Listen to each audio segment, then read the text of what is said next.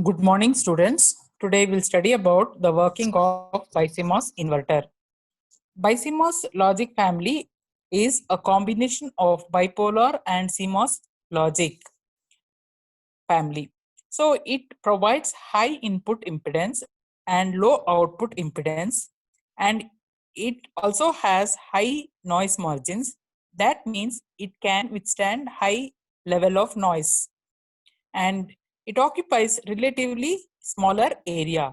So basically, this BiCMOS logic family has advantages of both bipolar as well as CMOS logic families. So let us see how BiCMOS inverter works. If we observe the circuit, the first stage is a CMOS inverter stage, and the second stage is the output stage made of transistors, BJT transistors. So here, when we apply different inputs, it works in the first stage similar to how CMOS inverter works. So that is, when Vi is smaller than threshold voltage of T3, what will happen? T3 will go to off state. So when T3 goes to off state, no sufficient current flows to T1, and T1 also turns off. Whereas this is P MOSFET, hence Vin is, say for example, 0. So 0 minus VDD is minus VDD. That is the gate to source voltage for T4.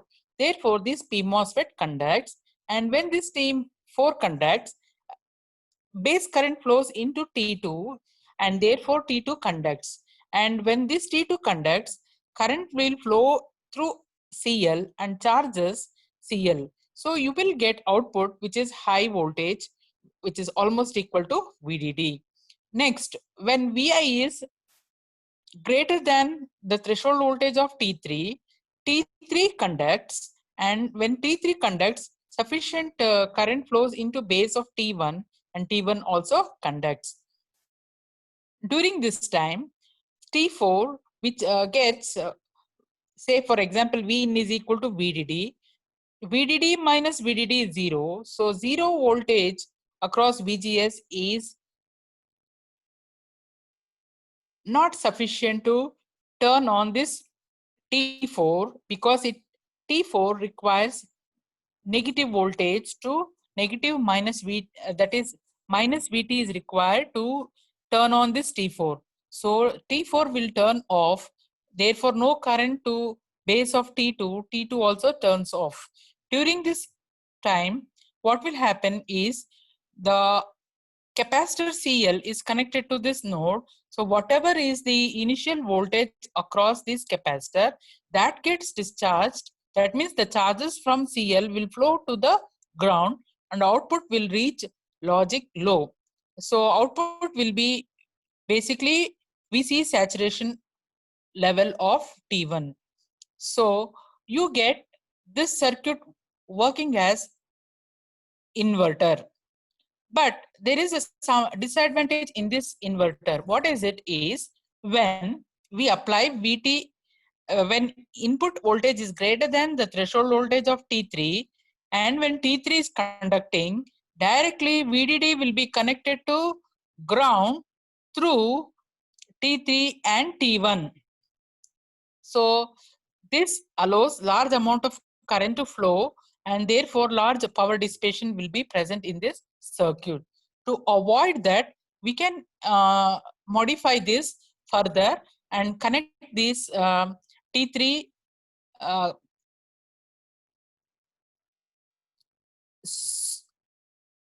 drain terminal to this point, that is the output point.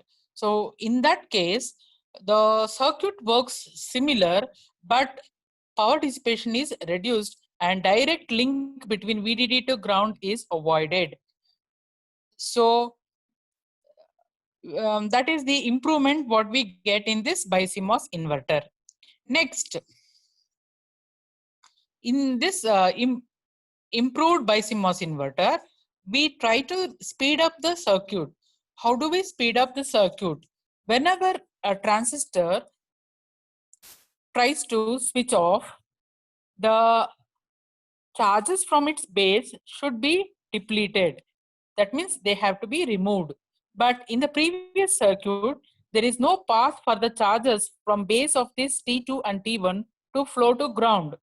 So in the next circuit, we are trying to provide path for the charges to flow to ground. If this path is not provided, what is the issue? What is the problem? If charges doesn't flow to ground, then the switching of this transistor is going to be delayed, and therefore output changes very slowly. So to speed up, we have to remove the charges from the base of these BJTs quickly when it goes to off state. So here we provide R bit from the base of this transistor T2 and we connect it here. And for this transistor T1, we connect another resistance R here, connecting base to ground. So whenever T1 turns off, the charges from the base will go to ground through this resistance. And similarly, when T2 turns off, the charges from the base will go through this R and to the ground through T1. So this circuit is more faster than the previous circuit. Further, you can improve this circuit by replacing resistor using transistors. You just have to use MOSFETs, which will turn on when this T1 has to turn off. And here also you need to connect one MOSFET which will turn on when this transistor T2 turns off. So you can try to design that circuit and verify its working. That will be your assignment. Thank you.